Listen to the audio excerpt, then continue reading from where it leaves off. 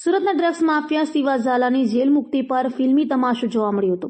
ફટાકડા ફોડી લક્ઝરી કારમાં ગેંગસ્ટર સોંગ સાથે સોશિયલ મીડિયા પર વિડીયો મૂક્યો હતો અને ડોન એટલે ડોનનું કેપ્શન માર્યું હતું। કુખ્યાત ડ્રગ્સ માફિયા શિવા ઝાલા 5 મહિનાની જેલની સજા કાપીને બહાર આવ્યો હોય ઇન્સ્ટાગ્રામ પર વિડીયો વાયરલ કરીને શિવા ઝાલાએ સુરત પોલીસને ખુલ્લી ચેલેન્જ આપી હોવાની ચર્ચા જોવા મળી હતી।